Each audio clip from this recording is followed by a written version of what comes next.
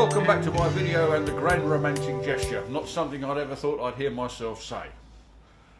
The idea is I want to give my dearly beloved a romantic present, and so in the first video I've made this rather nice, what I think is rather nice, wood carving, and I can give that to her if I want to, but I want to see how many other presents I can get out of it. So in this video you'll be amazed to know that I'm going to make this into a cake. Well, not this exactly into a cake. What I'm going to make is a mould of this, which I then make into a cake tin, and then later on I can then make that into a cake. Sounds simple, doesn't it? Well, I think it is. So let's see how we get on, and I'll show you how to do it. So we start off with our wood carving, or whatever it is you want to try and take a mould of. Anything that's 3D you can take a mould of, you know. I mean, people take moulds of their children's first shoe or anything like that, but we've got this here. But you can see for yourself, if you wanted to make a mould of something, this is how you're going to do it. So the next thing you need is a surround to the mould. And in this particular instance, I've made this little wooden frame. As you can see, it's very rough and rudimentary, but I've got about a 5mm gap all the way around. Now the next thing we need is some silicone. So what I'm going to use is a 2-part silicone mix, which are these 2 items here. This is the silicone, this is the hardener. And I bought this from a company that does silicone for prosthetics and sort of stage and theatre use. A company called Backstage Shop. They have a website, backstageshop.co.uk. I've used them for all sorts of stuff, but they're good customers of mine and they buy lots of stuff from me. So it seems only fair that we trade in both directions. So I've got the silicone, I've got the hardener, and I've got a little bit of colour, because obviously I want the cake tin to have a little bit of colour. So when I put a cake into it, I can work out where the cake finishes and the tin starts. First thing we need to do is use some of this, and this is a mould release spray. So we're going to spray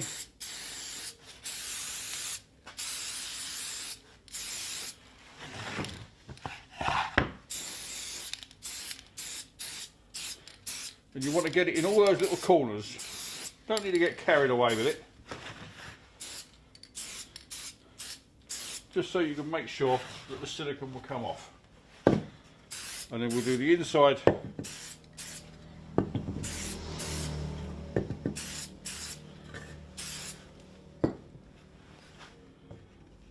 And then I'm going to fix that.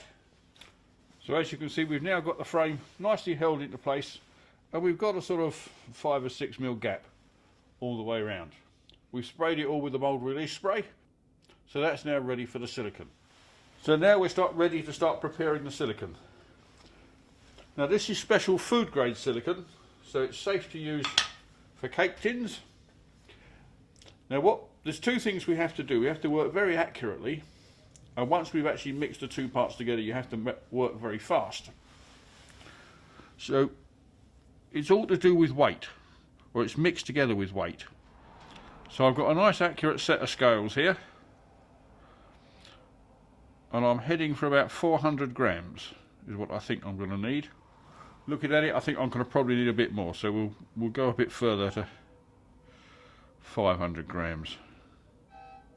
Now when you're doing this, one thing you must try and do is avoid any air bubbles. If you do it commercially, then once they've mixed this together, they then put the whole thing inside a vacuum chamber, and that sort of sucks the air bubbles out. But at this kind of level, we don't have vacuum chambers. At least I haven't got one in my garage. I don't know if you've got one in yours. Now before we put the hardener in, I've also got some colour. So having now got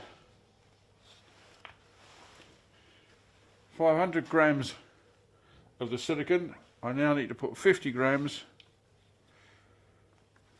of the hardener in. So I reset the scales.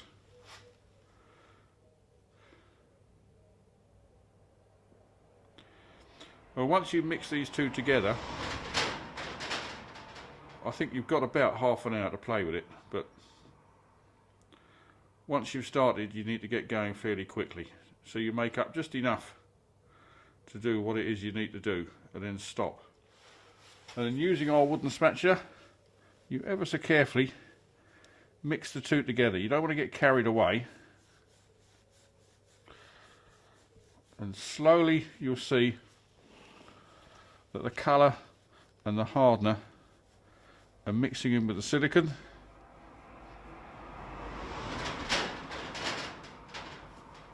As I say, what you want to try and avoid is getting any air bubbles trapped inside the mixture, because without a vacuum chamber you have no way of getting them out. So here we have what we want to mould, so the final point of no return has been reached.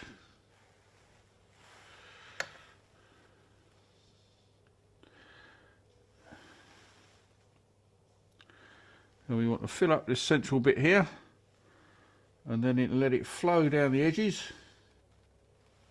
I'm going to poke it down those sides because I want to get it right down. So it's down all the sides in all those little corners. So now we've just got to leave that for 24 hours. That's going to be the hardest bit. Well, here we are, we've left it over the mat, and the moment of truth. Our silicone has set really quite nicely. You can see where it's leaked out underneath, but we can survive that.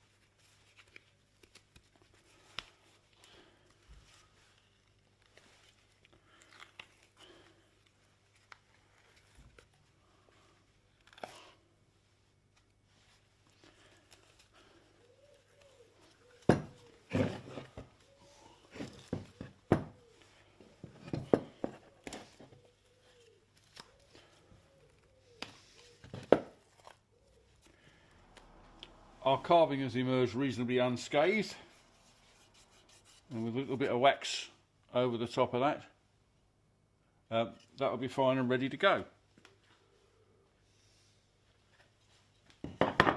We've then got our mould here. It could do with a little bit of tidying up, but once that's tidied up, I think that's rather good, and we'll be able to get a cake out of that. So here we go. From this one simple piece of wood carving, we've managed to get 5 presents. We've managed to get the wood carving itself, we've got a mould, we can get a cake out of it, we can get a jelly out of it, and we can get a wall plaque out of it. They may not all be great presents, but they're very personal to your beloved. So there you go, Tom Green Craft. Not only do we show you how to make something, we show you how to cook a cake, but we give you a relationship advice as well. Who'd have thought it? My mother certainly wouldn't have believed it, but I think the less we say about that, the better. I don't know whether I've inspired you to have a go at doing this yourself. I mean, obviously, you might not be very good at wood carving. I'm certainly not, but you might not want to have a go. So anything you can create that is a 3-dimensional image, you can then take a mould from it, and then once you've got the mould, you can then do all these other bits and pieces from it as well. So thanks for watching. If you've enjoyed this one, do remember to press the subscribe button. It does make quite a difference to my life. And if you enjoyed this video, why not have a look at some of the others? There's always a danger you might enjoy those as well. Goodbye. See you again soon. Now look at this. I know the video is finished, but I couldn't wait to go and have a go. I made a cake and it's got a lily on the front. It may not be the world's greatest cake, but I don't think that matters really. I think I can give that to my dearly beloved this evening, and I'll be in her good books, and that's always a good thing. There you go, have a go yourself. Thanks for watching. I'm going to go and enjoy my cake now.